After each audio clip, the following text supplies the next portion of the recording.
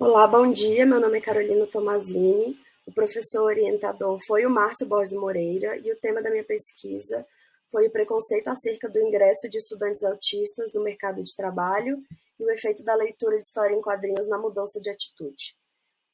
Para introduzir esse trabalho, acredito que é importante a gente primeiro compreender a definição de autismo, né? Atualmente, essa definição é dada pelo DSM como transtorno do espectro autista, é um transtorno do neurodesenvolvimento que tem como critérios diagnósticos alterações e déficits na interação e na comunicação social, assim como a presença de comportamentos restritos e repetitivos. O transtorno do espectro autista ele é classificado em 3 níveis, relacionados à necessidade de suporte nas atividades cotidianas. Então, o nível 1 é aquele que necessita de pouco suporte, o nível 2 necessita de um suporte mediano, e o nível 3 é aquele que necessita de um suporte mais substancial. Quanto à lei número 12.764, ela é uma lei que garante justamente, que dispõe, na verdade, sobre as diretrizes que garantem os direitos, entre outros, a essa questão do suporte, né? Então, essa é a Lei de Política Nacional de Proteção dos Direitos da Pessoa com Transtorno do Espectro Autista, e a principal importância dela é a definição legal, né? O marco de considerar a pessoa com transtorno do espectro autista como deficiente. Então, esse conceito ele vem da ideia do conceito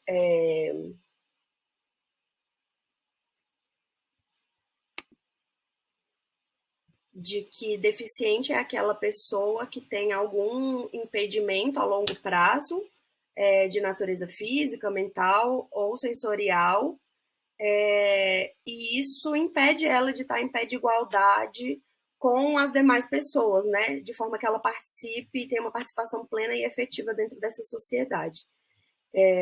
Então, esse conceito de deficiência ele foi pensado nessa convenção da ONU, né, sobre o direito das pessoas com deficiência, que aconteceu em 2008. E, voltando a falar sobre a lei, ela também dispõe sobre várias questões, incluindo elas a questão da participação, da inclusão do mercado de trabalho, que também é uma forma de inclusão e participação plena na sociedade, né? O trabalho ele tem uma grande importância dentro da nossa lógica, né? A partir do momento que você tem um trabalho, você contribui para essa sociedade, né? Você tem um valor dentro dessa sociedade.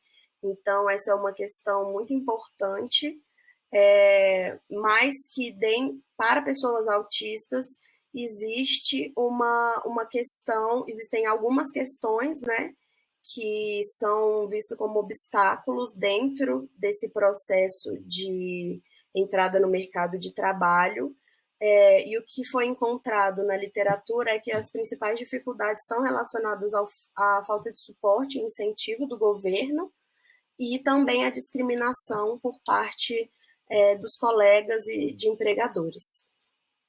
Um dos estudos utilizados, né, como referência para a elaboração desse trabalho foi o experimento número 1, de Moreira, né, e colaboradores, que foi publicado em 2022. Esse estudo ele buscou avaliar a mudança de atitude e o preconceito, especificamente preconceito racial. Então, o delineamento dele foi uma pesquisa experimental de sujeito único, com pré-teste e pós-teste. Tiveram 7 participantes universitários e o procedimento que foi utilizado foi a aplicação de uma escala diferencial semântico antes e após a exibição da história em quadrinhos E foram 2 momentos, né, com 2 histórias em quadrinhos diferentes. Dentre as principais conclusões que esse estudo chegou foi que houve sim uma influência da história em quadrinhos quanto à mudança de atitude, né, dos participantes, e que foi possível perceber que houve alguma mudança de atitude em relação ao preconceito racial. O objetivo do meu estudo, especificamente, foi avaliar as atitudes em relação ao personagem agressor, então aquele que foi preconceituoso, e as atitudes em relação ao personagem que foi vítima, então que sofreu preconceito. Entre as justificativas estão a escassez de estudos, principalmente na área quando se fala sobre autismo em pessoas adultas, e aí se estende para todas as questões que emergem nesse contexto, né, como o mercado de trabalho, e também como uma forma de inclusão e novas perspectivas sobre como é a experiência dessas pessoas, como os demais alunos se relacionam com esses estudantes. Então, para o método que eu utilizei foi, da mesma forma do estudo anterior, foi um método experimental de sujeito único, com aplicação pré-teste e pós-teste. A variável independente foi a história em quadrinhos, e a variável dependente foi a atitude dos participantes que estava sendo analisada. Então, como participantes, foram 5 pessoas, foram 4 mulheres e um homem. Eles tinham entre 18 e 50 anos de idade. Todos eram estudantes universitários de qualquer curso, e se fosse da psicologia, teria que ser apenas do primeiro semestre. O local onde foi feita essa pesquisa, primeiramente foi na plataforma online do WhatsApp, onde foi entrado em contato com todos os participantes e combinado um horário, né, para ser realizada a reunião. A reunião ela aconteceu via Google Meet, então no horário combinado era enviado o link dessa plataforma e lá era feito o envio do formulário e a apresentação da história em quadrinhos através de slides. O Google Forms ele foi utilizado para colocar, né, as questões e os adjetivos da escala diferencial semântica e para colocar também algumas perguntas sociodemográficas.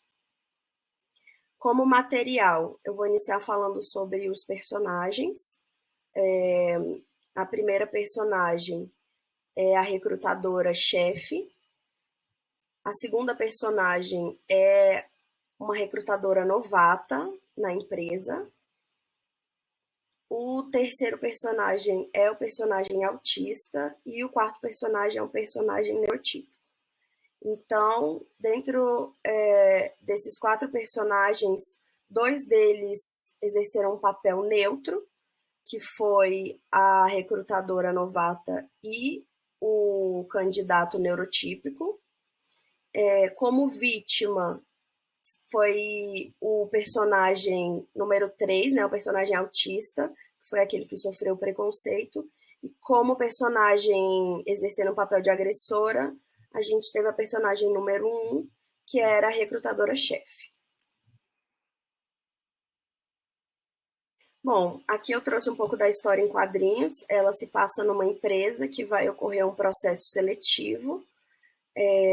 Então, nesses primeiros 3 quadrinhos, elas chegam na empresa e conversam sobre como vai ser o dia delas, que elas precisam fazer dar uma olhada nesses currículos, né, para fazer a seleção deles para a entrevista.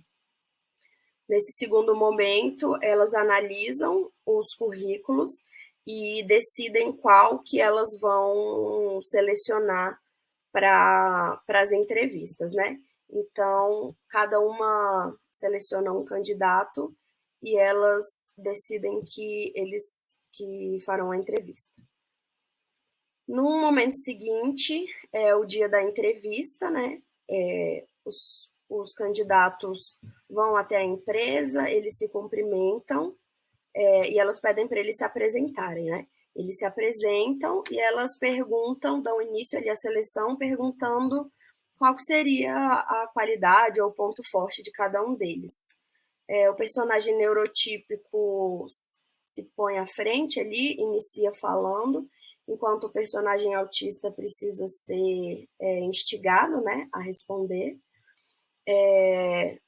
O personagem neurotípico diz que a facilidade dele, né, que a qualidade dele é ser muito comunicativo e se dar bem com as pessoas, saber conversar, enquanto o candidato autista cita a questão do hiperfoco dele, da facilidade de se concentrar e desenvolver, né, várias atividades ali quando tem um interesse.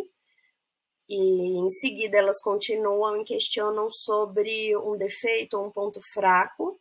O candidato neurotípico cita a questão da organização, com a quantidade de trabalho, enquanto o candidato autista chama atenção para o excesso de estímulos sensoriais naquele ambiente, né? Que isso poderia ser uma dificuldade para ele. Então, elas encerram esse processo seletivo e vão conversar sobre a opinião de cada uma quanto a cada um dos candidatos. Elas têm uma pequena divergência, assim, de opiniões, né? Onde a recrutadora-chefe diz que não contrataria o candidato autista por ele não demonstrar interesse, por ele não olhar nos olhos, pela postura dele. E a recrutadora novata questiona porque aquele teria sido o melhor currículo que eles receberam, mas no final acaba concordando com a decisão da chefe.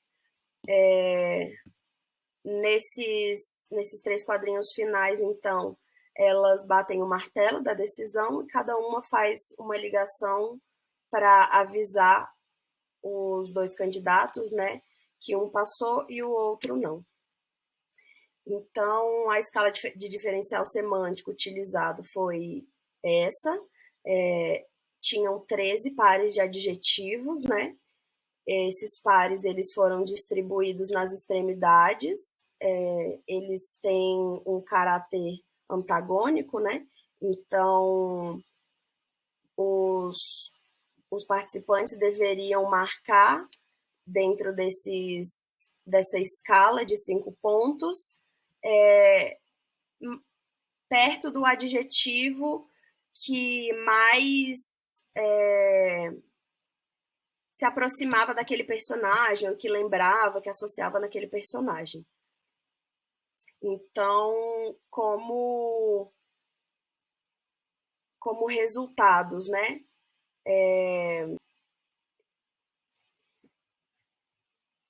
Quanto a personagem número 1, esses foram os gráficos de todos os participantes, né, que avaliaram a personagem número 1. E o que mais chama a atenção são, primeiro, explicar só a questão que no eixo X, né, a gente tem os adjetivos, no eixo Y a gente tem aquela escala de pontos, né, e a linha azul ela representa os resultados coletados no pré-teste e a linha vermelha no pós-teste. Então, a gente consegue perceber aqui que teve uma melhora na avaliação dessa personagem quanto ao adjetivo lento e rápido, né? Se aproximando, então, mais do rápido no pós-teste. Quanto a mal e bom, teve uma piora na avaliação. Então, no pós-teste, as avaliações se aproximaram um pouco mais de mal e no momento anterior se aproximavam mais de bom. Outra piora também que teve, né, uma avaliação um pouco mais negativa, foi em relação ao adjetivo agradável e desagradável. E também foi possível perceber uma melhora, uma avaliação um pouco mais positiva em relação aos adjetivos passivo e ativo. Quanto à personagem número 2, um gráfico que chamou a nossa atenção foi o gráfico do participante número 5, que teve uma melhora bem proporcional na avaliação, né? Diferente do que a gente viu nos outros gráficos, até dos outros personagens também. Essa personagem teve avaliações, né, mais negativas no pós-teste para os adjetivos passivo e ativo, submisso e dominante. Já o personagem número 3, ele apresentou uma melhora nos adjetivos desagradável e agradável. Uma melhora também nos adjetivos triste e alegre. Em compensação, ele teve uma avaliação um pouco mais negativa no adjetivo lento e rápido. O personagem número 4, ele teve avaliações mais positivas no pós-teste com os adjetivos passivo e ativo. Também teve uma avaliação mais positiva com o adjetivo submisso e dominante. E dessa forma, a discussão que foi possível fazer com os resultados coletados, elas giram em torno principalmente desses dois personagens. O personagem que foi o que teve o papel de agressor e o personagem que fez o papel de vítima, né? Então, primeiro falando sobre o personagem do papel agressor. Na verdade, voltando um pouco, quanto aos personagens neutros, foi possível perceber que teve uma média mais positiva, né, comparada com esses dois outros personagens. Então, foi por isso que eu acabei focando na avaliação mais deles, né, para essa conclusão. Então, a personagem que foi a recrutadora, né, ela acabou tendo uma avaliação mais negativa quando foi comparada a esse pré-teste,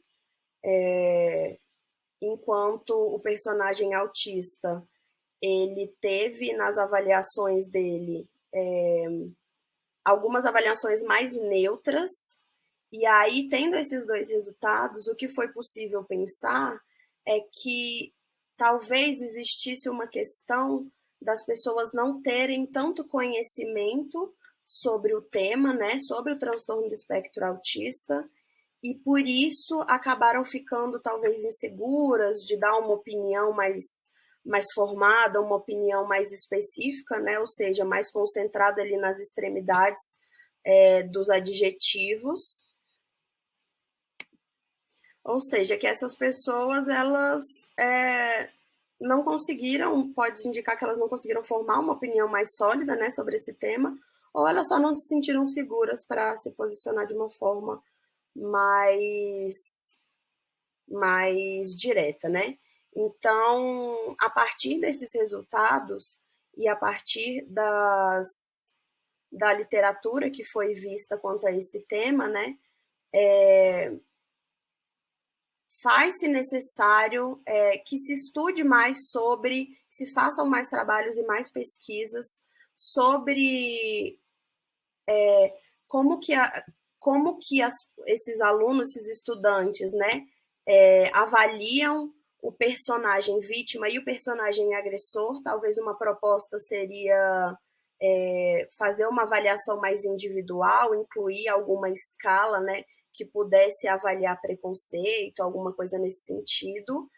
E também, dessa forma, buscar compreender mais essencialmente, né, quais que são as questões relacionadas aos preconceitos estruturais também na nossa sociedade, e como que eles são reproduzidos, né, e impactam dentro dessa lógica desse tema que foi trazido agora, que muitas vezes é inconsciente.